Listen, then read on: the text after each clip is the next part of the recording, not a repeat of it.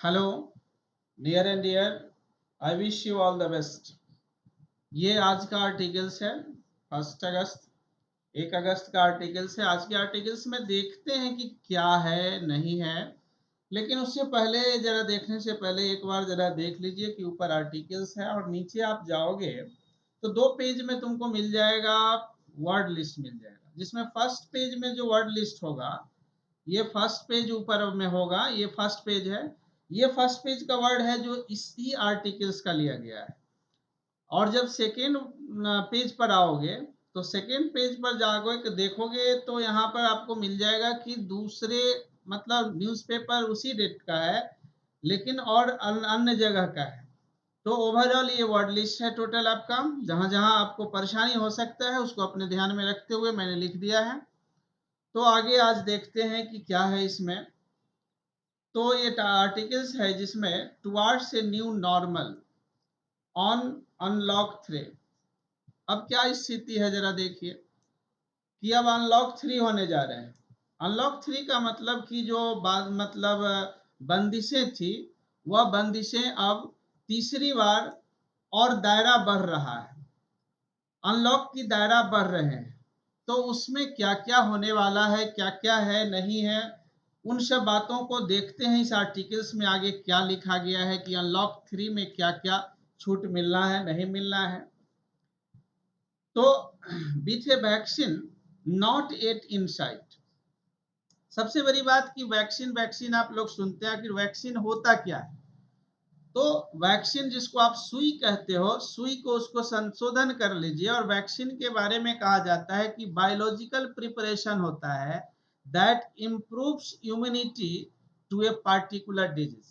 मतलब किसी खास बीमारी को रोकथाम के लिए, उसको समाप्त करने के लिए उसकी इम्यून सिस्टम उसको बढ़ा दिया जाता है, तो उसी का वही काम वैक्सीन करता है। तो क्या कहता है कि अभी तक तो इनसाइट मतलब लगता नहीं है कि दूर दूर तक कहीं दिखाई नहीं दिया है। वैक्सीन आने की बात तो छोड़ ही दें। फिर क्या कहता है, easier cheaper testing can help protect the vulnerable. तब दूसरा क्या उपाय है कि इजियर हो मतलब बहुत सहज, चीपर यानी सस्ता टेस्टिंग हो। यही हमारा संसाधन है दो, यदि गवर्नमेंट व्यवस्था करती है तो हेल्प कर सकता है, can help protect the vulnerable. जो कमजोर वर्ग हैं, जो जल्दी ग्रसित हो जाते हैं इस कोरोना वायरस से, उनको इस यह दो काम यदि होगा तो बहुत प्रोटेक्शन उनको होगा, सुरक्षा देगा, जो शीघ्र ग्रसित हो जाते हैं। वल्नरेबल का मतलब क्या होता है, वीक, कमजोर के लिए। Next, the centre has announced. Centre ने घोषणा कर दिया है। आगे जो है फर्दर आगे रिलैक्सेशन होना है, छूट मिलना है इन द लॉकडाउन में। दैट बिगिन, जो छूट मिलने वाला है कब से शुरू होगा, वह मार्च 25 से शुरू होगा। To combat the covid 19 pandemic, जो आप देख रहे हैं कोविड 19 की जो पैंडेमिक है, उस पैंडेमिक से कम्बैट करना है, उससे फाइट करना है, लड़ाई लड़ना है, अनलॉक भी रहना है, उससे लड़ते हुए भी आगे बढ़ना है। ऑल्दो, यद्यपि, द नंबर्स आर अनरिलेंटिंग। ये कह रहे हैं क्या कि कोविड 19 केसेस की जो संख्या है अनरिलेंटिंग, मतलब क्या हुआ कि कम नहीं हो रहे। अनरिलेंटिंग क्या कहता है, कम नहीं होना, यानी बढ़ते ही जा रहे हैं। कम नहीं होंगे तो क्या होगा, बढ़ते जाना। अनरिलेंटिंग का मतलब क्या हुआ, बढ़ते जाना। और कहा जाए कि अनरिलेंटिंग कम नहीं होना। The third phase will now take effect from 5 August. अब जो तीसरी जो अनलॉक की प्रक्रिया शुरू होना है, उसका प्रभाव कब से शुरू होगा, 5 अगस्त से शुरू होगा। ठीक है। एट नियरली, मतलब लगभग अभी 17 lakh, India stood third among countries with the highest number of cases. यानी कोरोना वायरस से जो इंडिया में पीड़ित हैं उनकी संख्या कितने हैं? लगभग 17 लाख, जिसमें भारत पूरे विश्व में किस पोजीशन पर है? तो तीसरे नंबर पर आता है विद द हाईएस्ट, जिसमें सबसे ज्यादा कोरोना वायरस के केसेज हैं दुनिया में, वो उस स्थान में भारत तीसरे नंबर पर भारत आ गया है। नेक्स्ट क्या है? ये third of these cases are currently active. इस 17 लाख में से उसका 1/3 आप कर दीजिए, तो 1/3 केसेस पूर्णतः एक्टिव है, मतलब जो विजिबल है, दिखाई देते हैं। और मान लीजिए कुछ ऐसे केसेज हैं जिसके अभी सिम्टम नहीं आ रहे हैं, वो एंटीजन टेस्ट में आ गए हैं, सिम्टम नहीं आ रहे हैं, वगैरह वगैरह हो गया है, कुछ ठीक हो गए हैं, तो इस 17 लाख में से जिसका 1/3 तो एक्टिव केसेज है कोरोना वायरस से ग्रसित लोगों का। और क्या हुआ? विथ ओवर 36,000 डेथ्स, और 36,000 अभी तक मौत हो चुके हैं। India's case fatality rate, India की जो स्थिति है, इंडियाज केस जिसमें फैटेलिटी रेट यानी मृत्यु दर जो है कितना है? 2.16% है। इज रिलेटिवली लो, ठीक है, अपेक्षाकृत यदि दुनिया के अन्य देशों की बात करूं तो यहाँ का जो मृत्यु दर है वह कम है। पूरे एक्टिव केस का 2.16% जो है मृत्यु दर होता है यहाँ इंडिया में। The possibility of wider prevalence, तो जो संभावना है क्या कि बहुत दूर दूर तक, वाइडर कहा जाए ना, कि काफी बड़ा स्थिति है, प्रिविलेंस इसका प्रसार जो है, व्याप्त होना, फैलने की जो बात है, ये दर्शाता है क्या? इन सेरोलॉजी सर्वे। सेरोलॉजी क्या होता है? जो एग्जामिनेशन ऑफ ब्लड होता है, तो ब्लड को जो टेस्ट करके जो रिपोर्ट आता है उसी को क्या कहता है? सेरोलॉजी कहते हैं।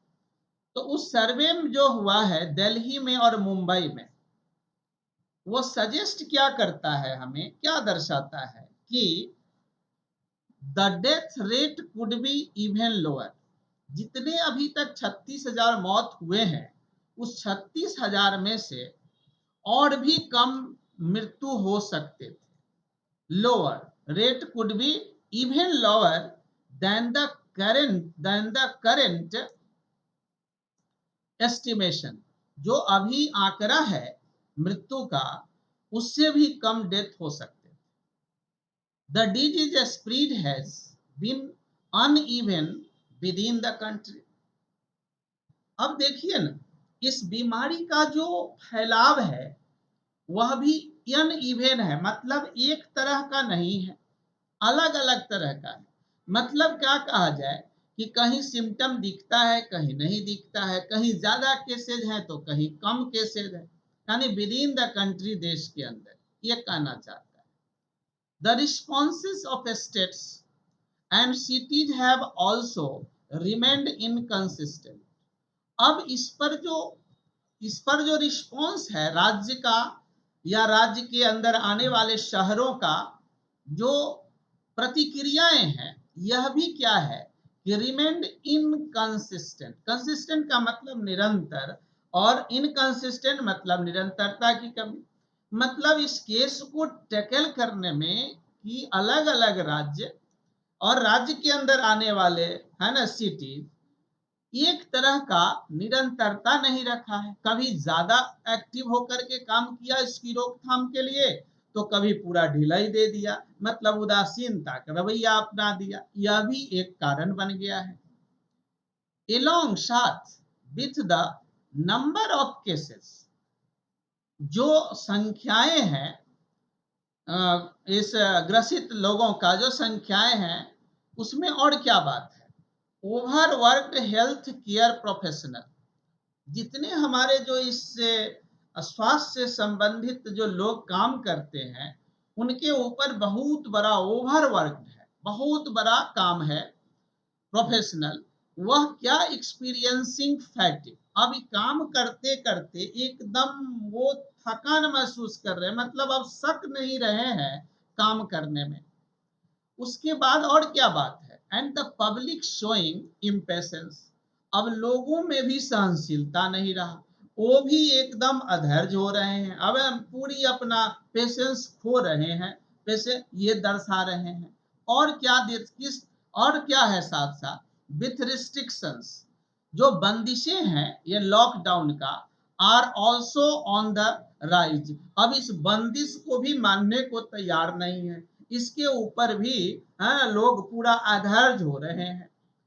This is not a pleasant mix of circumstances, तो क्या लगता है कि यह सुखद अनुभूति नहीं है, ये जो मिश्रण है घटनाओं की परिदृश्यों का, यह प्लीजेंट नहीं है, अच्छा नहीं है। एंड ऑटमोस्ट विजल मस्ट कंटिन्यू, और सबसे अधिक हम तो ये कहें कि इस पर ज्यादा क्या रखने की जरूरत है, सर्वेलेंस रखने की, विजल क्या होता है, निगरानी रखना, सर्वेलेंस रखने की अति आवश्यकता है, इसको कंटिन्यू की जानी चाहिए। बाय नाउ, अब तक, इट इज ऑल्सो एविडेंट, यह भी बिल्कुल स्पष्ट है कि complete lockdowns that disrupt economic activities, सबको पता है जो अब जब पूरी लॉकडाउन रहेंगे, सारा चीज जब बंद कर दीजिएगा, तो इकोनॉमिक जो आर्थिक जो पहिया है गति का, वह डिसरप्ट हो जाएगा, वो प्रभावित हो जाएगा, वह खत्म होगा, वो बाधित हो जाता है ना, डिसरप्ट हो जाता है, बाधित हो जाता है, can not be sustained over long period, तो इस तरह का लॉकडाउन, कंप्लीट लॉकडाउन बहुत लंबा समय तक आप नहीं सस्टेन कर सकते हैं, मतलब बरकरार नहीं रख सकते हैं, सस्टेन नहीं कर सकते। अब क्या है, जिम्स एंड योगा सेंटर्स, अब खोलने की जो प्रक्रिया में क्या क्या खुल रहे हैं, जिम खुलेंगे, योगा सेंटर खुलेंगे, but not not educational institution, लेकिन न क्या खुलेंगे, शैक्षणिक संस्थाएं नहीं खुलेंगे, मेट्रो रेल नहीं खुलेंगे। एंड नेक्स्ट फेज, अगले फेज में आए, और लार्ज गैदरिंग, और वो जगह नहीं खुलेंगे जहां पर भीड़ ज्यादा इकट्ठे होते हैं, इन बातों को रखा गया है। Will be allowed in the next phase, अब ये सब चीजें जो होंगे, अगले फेज जो होने वाले हैं लॉकडाउन 3, इस पर ध्यान रखा जाएगा कि ये सब चीज खुलेंगे, लेकिन लेकिन उन चीजों को ध्यान में, इंस्टीट्यूशनल नहीं खुलेंगे, शैक्षणिक संस्थान नहीं खुलेंगे, लेकिन जिम योगा सेंटर खुलेंगे, बट नॉट एजुकेशनल इंस्टीट्यूशन, ये नहीं खुलेंगे, मेट्रो रेल नहीं खुलेंगे, लार्ज गैदरिंग जहां पर भीड़ लगते हैं, ये चीज नहीं खुलेंगे। Will be allowed in the next phase, इस फेज के बाद वाले में होगा। Movement of people and goods across borders will be easier, अब आवागमन जो लोगों का होगा, लोग का या वस्तु का, गुड्स का, ये एक मतलब इंटर स्टेट, एक स्टेट से दूसरे स्टेट में, यह अब आसान बनाए जाएंगे as per the centre guidelines, जिस तरह से केंद्र का दिशा निर्देश होगा। रैंडम रिस्ट्रिक्शंस ऑन मूवमेंट, मतलब अचानक जब आप आवागमन पर जब आप प्रतिबंध लगाते हैं, रिस्ट्रिक्शन करते हैं, सच है जैसा कि 2 दिन तमिलनाडु, ये कहाँ हुआ, तमिलनाडु में, where an where an e pass is required, वहां पर क्या है कि आप जब मूव कहीं करोगे तो ई पास की जरूरत है, for intra and inter state travel, intra क्या होता है कि आप राज्य के अंदर भी एक जगह से, एक जिला से दूसरे जिला में आप इन करोगे तो वहां भी ई पास होना चाहिए, ये बताइए। और स्टेट ट्रेवल, एक राज्य से दूसरे राज्य में भी जब आप ट्रेवल करोगे तो भी ई पास होना चाहिए, तभी इजाजत मिलेगा, नहीं तो नहीं मिलेगा। ये कंडीशन कहाँ है, तमिलनाडु में। Must now be done away. Done away का मतलब समाप्त हो जाना। अब इस चीज को क्या कर देना है, हटा देना है ना। एज ए वैक्सीन और ए cure is not at visible. तो आप देख ही रहे हैं कि जो वैक्सीन या जो क्योर सिस्टम है अभी तक तो विजिबल कहीं दिखाई नहीं दिए हैं, दूर दूर तक नहीं दिखाई दिए। इट इज टाइम, यह समय है, आ गया है। The focus on adaptation. Adaptation का मतलब क्या होता है कि सर्वाइवल ऑफ द फिटेस्ट के रूप में, कि परिस्थिति के अनुसार ढल जाने वाली बात। तो अब क्या है, न वैक्सीन है नहीं, क्योर अभी तक लगता नहीं है कि यह दिखाई होने वाला है, तो फोकस किस पर हो, तो एडेप्शन है ना, गॉड शार्पर। तो परिस्थिति के अनुसार अनुकूलित होने का वह कदम तेज किया जाए। दो यद्यपि मेनी क्वेश्चंस अबाउट, इसमें बहुत सारे प्रश्न आते हैं, वो मेनी क्वेश्चंस कोविड-19 रिमेन्स, उसके, ये जो कोविड-19 की पैंडेमिक है, ये जो हमारे ऊपर अभी विद्यमान है, कंटिन्यू है। सर्टेन मीजर्स मतलब खास उसकी उपाय आर इविडेंटली हेल्पफुल, यही स्पष्ट रूप से मददगार साबित होंगे in managing the pandemic better, जो यह जो विश्वव्यापी कोरोना डिजीज का कहर है उसको अच्छा ढंग से मैनेज करने में, एंड ब्रिंगिंग फैटेलिटीज डाउन, और मृत्यु दर को कम करने में। The coming phase of unlocking must prepare, जो आने वाला जो अनलॉकिंग का जो काल है, समय है, वह मस्ट प्रिपेयर, तैयार रहना चाहिए, the country for complete opening, किस बात के लिए, पूर्णतः है ना, आजादी के लिए। क्योंकि आप बंद करके पूरी अर्थव्यवस्था को चौपट कर लोगे तो जान है तो जहान है, तो अब जान भी चाहिए और जहान भी चाहिए, इसलिए आपको खोलना ही पड़ेगा, ये आपकी मजबूरी है। फॉर दैट, तो इसके लिए फर्स्ट ऑफ ऑल, सर्वप्रथम क्या करना चाहिए, testing should be unlocked and made available on demand as close to home. आप क्या कर दो, बड़े पैमाने पर टेस्टिंग की बढ़ावा दे देनी चाहिए। जो लॉक्ड हो चुका है ना, उसको अनलॉक करिए। आप टेस्ट के लिए लोग परेशान है, टेस्ट हो नहीं पाते हैं। और उससे भी और क्या, कि जो चाहते हैं कि घर पर ही हमारा मतलब ऑन कॉल, बुलावे पर, डिमांड पर घर पे आकर के टेस्ट हमारा हो जाए, तो ऐसी सुविधा की बढ़ावा देनी चाहिए, यानी टेस्ट अधिक से अधिक होना चाहिए। एज क्लोज टू होम, घर पर इर्द गिर्द हो जाए, एज पॉसिबल, जितना संभव हो सके। फॉर दोज, उनके लिए, infected to not step out of home is a far superior measures. उसके बाद क्या है, जो इन्फेक्टेड है, जो ग्रसित है, वो क्या करे, not step out of home, घर से बाहर कदम ना रखें, काइंडली वो तो घर से बाहर कदम ना रहे। इज ए फार सुपीरियर, ये तो सबसे बड़ा अच्छी उपाय होगा प्रिवेंट करने में, कोरोना वायरस डिजीज को रोकने में सबसे अहम भूमिका होगी कि अधिक से अधिक टेस्ट को बढ़ावा दीजिए, और टेस्ट पता चलते ही जो लोग इन्फेक्टेड हो गए, ग्रसित हो गए, उनको बाहर कदम न रखें, ये ध्यान में हो। Compare to inadequate mask usage in preventing spread, तो उसको रोकने में, compare to inadequate mask use, ये नहीं कि आप मास्क यूज मतलब कर रहे हैं और घूम रहे हैं, ये नहीं, ये इनएडेक्वेट है, ये पर्याप्त नहीं है। आप इन्फेक्टेड हो गए तो आइसोलेट हो जाना है। विथ मोस्ट केसेस, अधिकतर केसेस में जो यह टर्न आउट, ये जो साबित हुआ है, क्या पता चला है कि टू बी एसिम्टोमेटिक, जो एसिम्टोमेटिक लक्षण दिखाई नहीं देता है।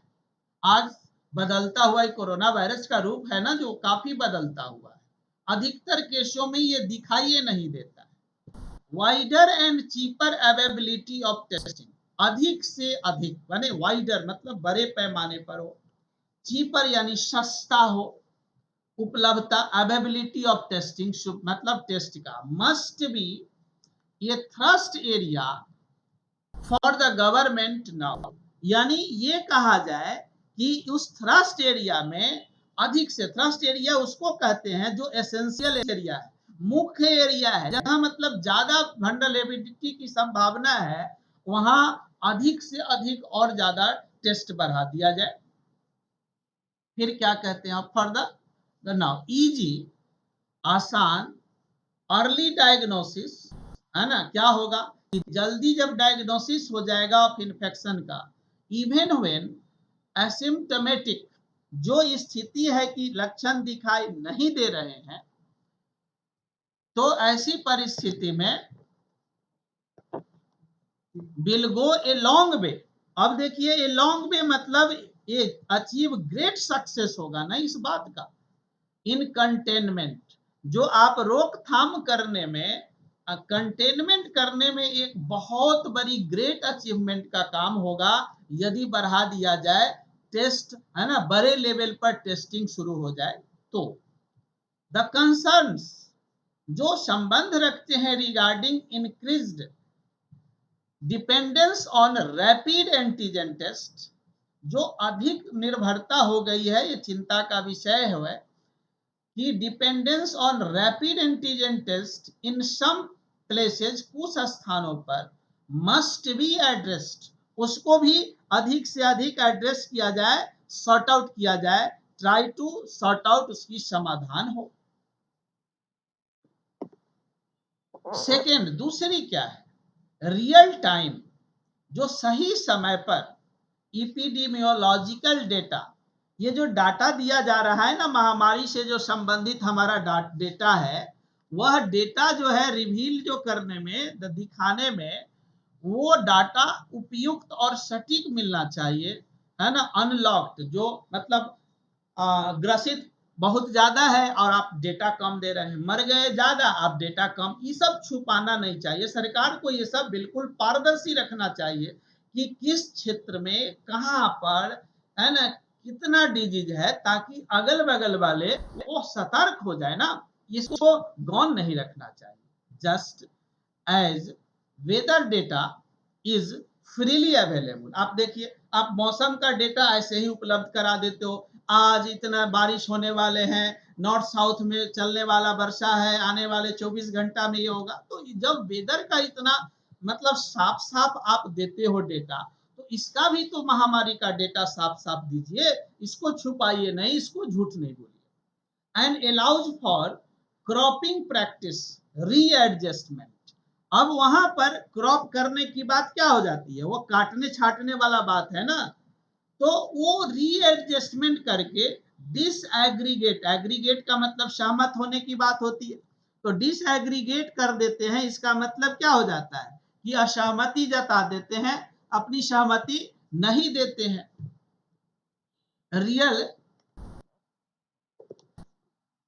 रियल टाइम डेटा इनेबल्स, तो सही समय पर जब डाटा उसको सक्षम बना देगा, कहां पर, तो माइक्रो प्लानिंग, माइक्रो प्लानिंग का मतलब क्या है कि बॉटम अप प्लानिंग, मतलब आप बड़े लेवल तक नहीं, जहां वल्नरेबल जैसे सलम बस्ती की बात कीजिए, जहां जल्दी इफेक्टेड होने वाला बात है, जहां गैदरिंग ज्यादा है, तुरंत एगो को हुआ तो 100 को पकड़ लेगा, तो माइक्रो प्लानिंग मतलब बॉटम से शुरू कीजिए और टॉप लेवल तक इसको बढ़ाइए टेस्टिंग सिस्टम को, और ये मैसेज सब तक पहुंच जाना चाहिए कि यहाँ पर इतने केसेस एक्टिव हैं।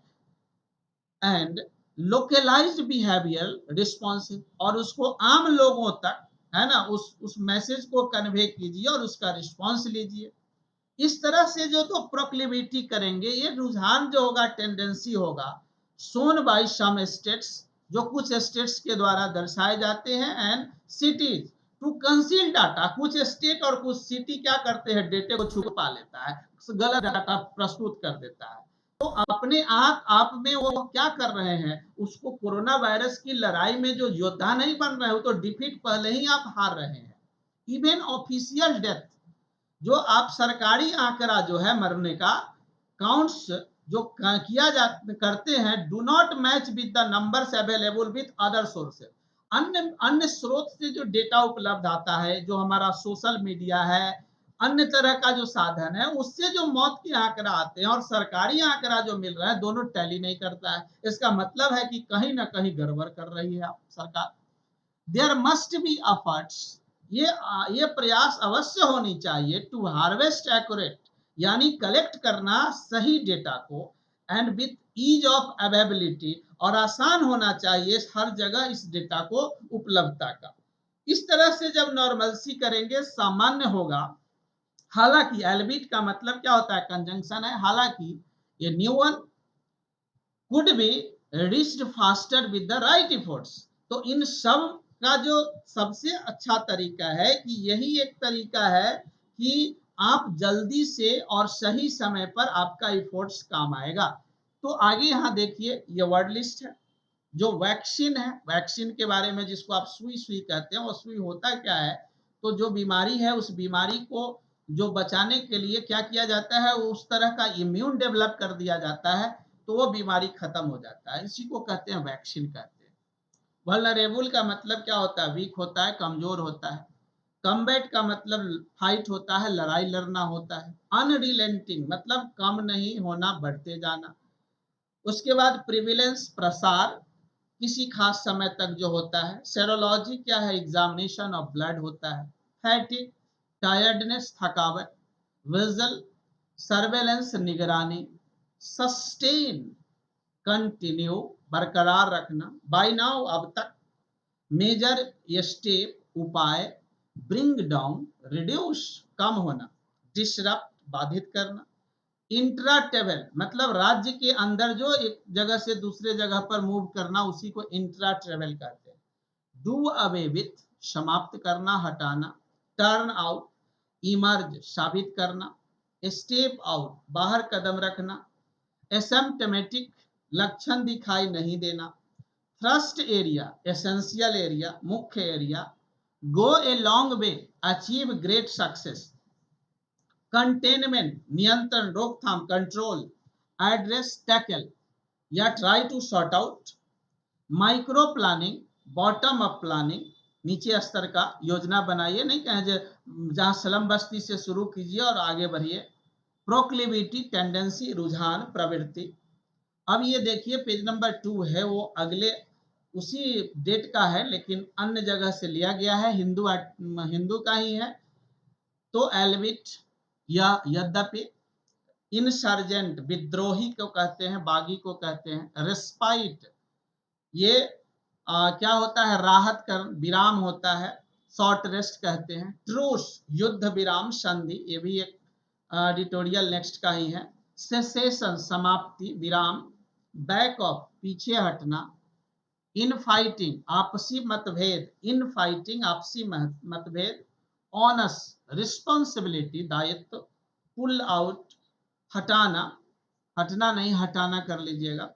वे out way to escape a difficulty मतलब जो परेशानी है ना, उस परेशानी से escape करना, वो रास्ता ढूंढना।